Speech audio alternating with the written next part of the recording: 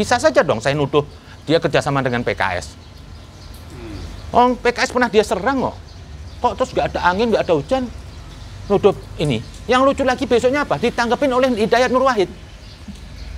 Saya nggak bersedia jadi ketua PBNU. Lah, ini dua-dua goblok.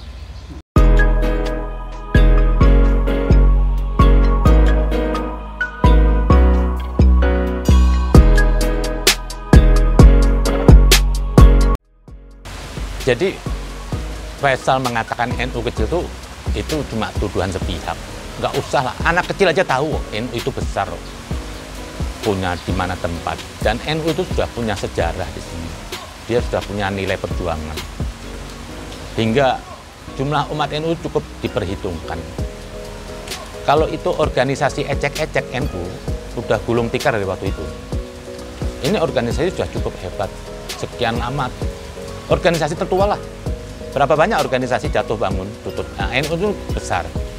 Jadi tuduhan-tuduhan Faisal yang berapa dia dengan memamerkan berapa buku itu, ternyata dia tidak bisa menangkap itu isi buku itu. Dia katakan yang dia gugat pertama, dia ingin melecehkan Hasyim Asy'ari dengan menggugat bahwasanya Hasan Diko itu kok nggak dikasih kedudukan sebagai NU. NU ini, pencetus NU itu adalah Kiai Hasyim Asy'ari. Nah, untuk mengembangkan NU, ya dia butuh beberapa orang yang bekerja, yang membantu. Tidak hanya Hasan Dipo aja. Emang di situ Hasan Dipo itu dia memiliki kekuatan uang ya, juga membantu. Juga sempat jadi pertama, ketua PBNU pertama. Tapi kita tetap tidak bisa lepaskan pemilik sertifikat NU itu ya Kiai Hasyim Asy'ari. Contoh,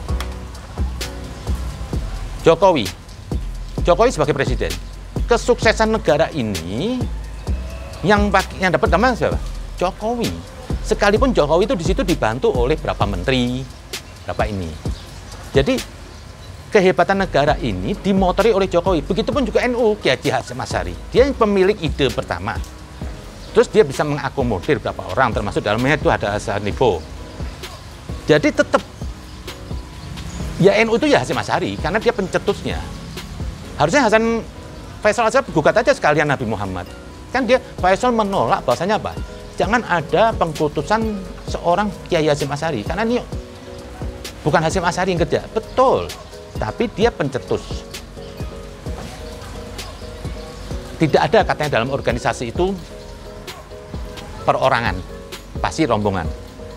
Betul, kalau rombongan itu, kalau idenya pas lagi kumpul begini, kita ngasih ide, lah ini berarti bukan milik saya, ide ini, kita bersama. Tapi kalau NU itu datang, Kiai Hasyim Asy'ari datang, ketemu berapa orang, ini gua punya ide gini-gini nih, yuk kita buat, yuk ya dukung. Lah, jadi tidak bisa dilepaskan bahwasanya apa? Pemilik sertifikat NU itu ya Kiai Hasyim Asy'ari. Kita harus menjalankan dia. Masalah kebaikan Hasan Dipo itu boleh kita ucapkan terima kasih. Tapi bukan berarti dia sebagai pencetus NU, bukan. Pemilik saham. Pemilik saham bukan. Kalau Faisal punya pemikiran begitu, jadi Hasan Dipo juga harus dijajaran atau dia menolak ada pengkultusan Hasyim Asy'ari. Kalau dia menolak begitu, kenapa dia nggak sekalian tolak Nabi Muhammad? Ngapain kita juga muji-muji Nabi Muhammad? Nabi Muhammad juga nggak kerja sendiri ya. Banyak yang membantu, ada yang konglomerat juga bantu dana zaman itu. Tapi ide Islam itu yang bawa itu, gerbong Islam itu ide yang bawa Nabi Muhammad. Masalah ada yang membantu itu urusan lain. Nah, sekarang pertanyaannya, mengapa dia mengatakan itu dan bagaimana dia membuat itu sekarang? Nah, kan kita semua kaget kan, tidak ada angin, tidak ada hujan. Sebelum dia menggugat NU itu, dia berbicara dulu tentang bahwa NU itu seperti PKS sistemnya, bisa lebih maju. Terus besok dia bilang, harusnya NU itu bisa dipimpin oleh Hidayat Nur Wahid, PKS. Setelah itu baru dia mengkritik NU. Berarti gerakan dia ini ada satu sistematis, ada keterkaitan. Bisa saja dong saya nuduh dia kerjasama dengan PKS. Oh, PKS pernah dia serang kok. Kok terus nggak ada angin, nggak ada hujan? Nuduh ini. Yang lucu lagi besoknya apa? Ditanggepin oleh Hidayat Nur Wahid. Saya nggak bersedia jadi ketua PBNU. Lah, ini dua-dua goblok. Goblok kenapa? Yang bicara, yang menawarkan NU itu si Faisal Assegaf. Dia bukan di struktur NU, bukan orang NU, bukan di NU. Yang lucu ditanggepin lagi oleh Hidayat Nur Wahid. Saya nggak mau. Lah, kan harusnya Hidayat Nur Wahid memang dia tuh cerdas. Kalau dia nggak licik, ya dia nggak perlu digubris dong. Yang menawarin ketua NU itu kan bukan orang NU, itu ditanggepin. Di situ saya sakit hati tuh. Saya lihat apa? Di situ ada kerjasama. Sudahlah, jangan sok Faisal pakai mau tulus hebat gitu. Dan dia kadang-kadang keluar-keluar mubahalah. Mubahalah itu bukan membela diri. Nabi itu mubahalah untuk agamanya Allah. Kalau masalah diri Nabi nggak pernah mubahalah. Ini ngajak mubahalah, ayo.